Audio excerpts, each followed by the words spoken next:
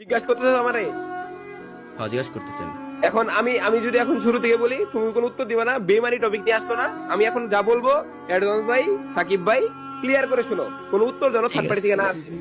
ওকে, একদম সবাই ঠান্ডা, বলো তুমি। হুট করে কোনো কথা নাই বার্তা নাই, হুট করে একটা ভিডিও চলে আসতো, ভিডিওতে বানাই দিল যে বাংলাদেশ টপন প্রান্ত দাদা মীর জাফর, তার সাথে মীর জাফরই করছি। তার টপিকই ছিল একটা যে আমি প্রান্ত দাদারে চিনাই নিছি, প্রান্ত দাদার প্লেয়ার। সবার কাছে বিচার দিয়ে গেল যে প্রান্ত কি আমার প্লেয়ার না, রাত নাকি বলছে প্রান্ত আমার প্লেয়ার। আমি বলে প্রান্ত বলছি প্রান্ত আমার প্লেয়ার। তুমি এরকম ভাবে একটা ভিডিও বানাই দিল, সবার মধ্যে ছড়াই দিল যে প্রান্তর এত এত কিছু কিনে দিছে, প্রান্ত রাদের কাছে চলে গেছে, প্রান্ত লোভী আর রাত হচ্ছে বেইমান, প্রান্তরে ভুলভাল বুঝাই নিয়ে আসছে।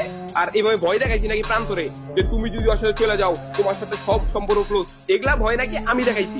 কিন্তু আস্তে আস্তে সব প্রমাণ হইলো যে হচ্ছে প্রান্ত নিজের ইচ্ছায় আমার কাছে আসছে এবং ফোর্সটাও করছে উবাইদুল ভাই যে তুমি যদি রাতের সাথে টুর্নামেন্ট খেলো তোমার সাথে সম্পর্ক ক্লোজ। তার মানে কি দাঁড়াইলো, মেইন টপিক বেইমানি তো বানাইলো যে প্রান্তরে নিয়ে নেওয়া না, প্রান্তরই তো আমি নেই নাই, তাহলে বেইমান কোন দিকে হইলাম? এক কথা শেষ এখানে। তো এখানেই তো মেইন টপিকটা শেষ হয়ে যায়, তাহলে অতিথি শেষ কই থেকে আসে?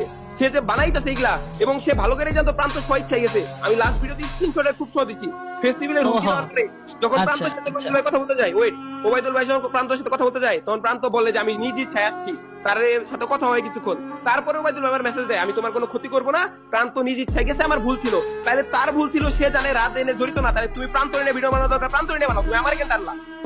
প্রান্ত এনে বানাইতেছে।